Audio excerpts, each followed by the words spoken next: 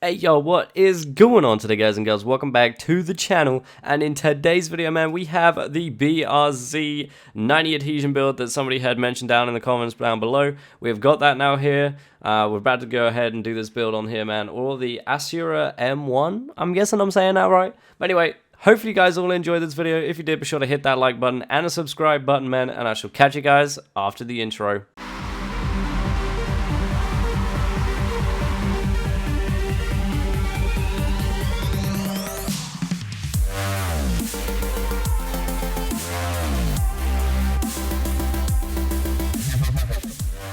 Alright, so obviously as you guys can see here, man, we are running 330 horsepower with 370 Newton meters of damn torque now. I have actually, this is after the 2.11.1 update, by the way, just so you guys know, because obviously the last video with the S15, I had mentioned, obviously, that all the tunes have changed and everything like that. I'm guessing this is a different tune. I can't remember if I was running 330 horsepower with this car or not. However, I have changed like a few things on here to make it as low as possible. So 330 is what we're running right now with 370 Newton meters of torque. We're going to go ahead and jump straight in here to the suspension. We are running 8 centimeters on the front and 7 centimeters on the back, man. Obviously moving on here with the front springs, dampeners, and obviously rebound stiffness, and obviously bump stiffness. You guys can run anything you want on there, and also the rebound, sorry. You guys can run anything on there that you want. That is completely up to you. I usually run all of my rebound stiffness and stock shocks, all that sort of thing. I leave them stock. However, if you don't want to do that and you want to bump them up a little bit stiffer or whatever the case may be, that's completely up to you. Obviously for me, I prefer to leave it stock, but yeah, nah, like I say, that's a personal preference thing, so if you want to do that, that's completely up to you guys. Moving on to front toe though, we got 0.10 on the front toe. On the rear toe we have negative 0.08. On the camber, on the front camber we have negative 14.11, and on the rear we have negative 11.05. Moving on now to the front anti-roll bars. Obviously you can run whatever you want on these as well. That's completely up to you. Nothing here that is this always run this stock for myself, so if you guys want to run a certain anti-roll bar setup that you guys like, then be sure to do that. That's completely fine. Caster, we got a 6.5, Ackerman angles 100%, and our max steering angle has got to be 60 damn degrees, man. Moving on now to wheels, we got 17 inches in the front and the back. Nice running 17s on here. I have got a comment recently from one of my crew members saying that this car looking like a Hot Wheels car, but yeah, if you want to run a bigger diameter of rim, that's completely up to you, man. But yeah, nah, he's a funny guy, let me tell you. Alright, so tire width, we're running 245 millimeters on the front and the back. We got front tire pressure at 285 kPa on the front, also the back as well, to make the car a little bit more slidey. Front wheel adhesion, we've got 100% on the front and 90% on the back, once again, man, to get the rear wheels sliding up like crazy, making this car even slower. Front wheel track width, we've got 8 and obviously 7 on the rear. Now if you guys are running a wide body or anything like that, then be sure to bump out the track width even more if you want to.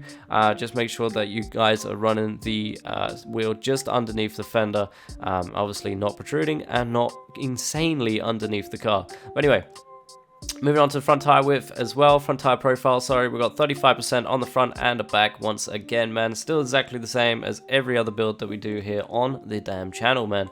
Moving on to engine now, you guys have already seen this page briefly. So we've got engine tune-up, we've got 0% on the engine tune-up, max torque is at 5,104 RPMs, and our rev limit is at 8,000 RPM. Turbocharger is 0, which means, well, no, which means that our turbocharger air pressure is at 0.0 ATM, man. So, obviously, once again, man, obviously, you know, that's all that done. Anyway, moving on. We have a sequential transmission with a 0. We got nothing on that. We don't want any sort of sequential transmission. I don't, at least. If you guys want to have the sequential transmission, gear shifting sound, then be sure to run that. That's completely fine. Diff locking ratio, obviously we've got to have that at 100%. Want to lock that diff, make sure the car is accelerating as much as possible in the rear. Final drive, we've got 3.00. First gear is 4.00. Second gear is 1.55. third gear is at 1.45, fourth gear is at 1.89, fifth gear is at 1.11, and sixth gear is at 0.98. Now, obviously, your second gear and your third gear are exactly what you need for this car, man. Fourth, fifth, and sixth are not tuned, so if you want to tune those up to give your car a little bit extra on the fourth, fifth, and sixth, then you're more than welcome to do that. Obviously, second and third are your golden gears here, second being the main gear that you should run, and third being that backup gear, man. Obviously, second should run absolutely everything up from, you know, red rock to everything like that, all your long corners, everything like that. If you want to have like a little bit extra of power or whatever, your third gear is there to give you that extra little bit of push on for those massive corners on East Hogue. Maybe, I don't know, I haven't actually tested this car on East Hogue with this brand new tune. So if you want to, be sure to test it out and let me know down below in the comments, man. Be sure to do that. But yeah, your third gear should be able to push you around East Hogue quite nicely, I would have thought, with a mixture of second and third there.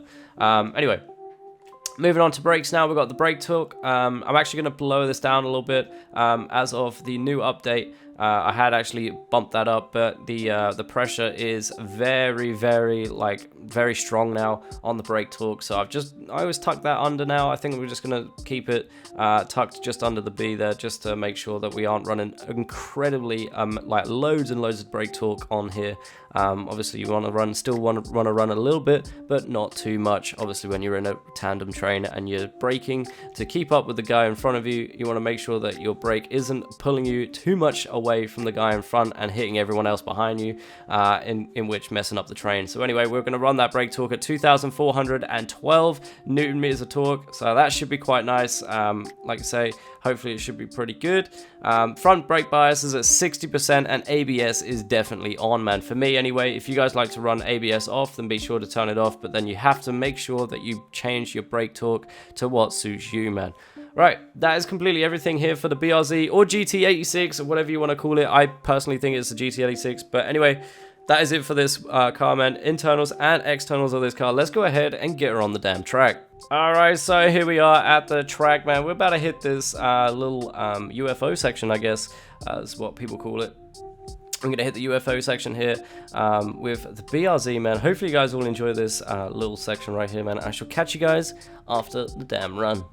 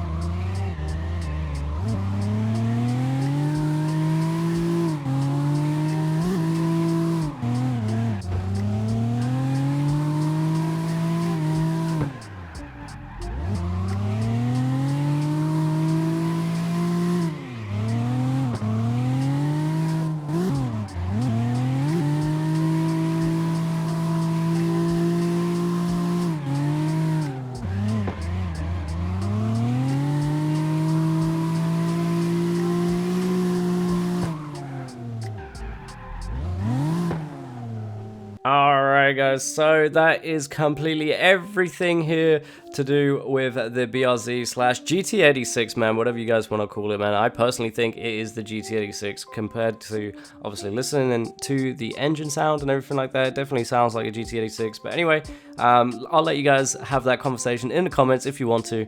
But you know, hopefully you guys all enjoyed this video, man. If you did, be sure to hit that like button and the subscribe button, man, and I shall catch you guys, hopefully, in the next one. Take care. Peace.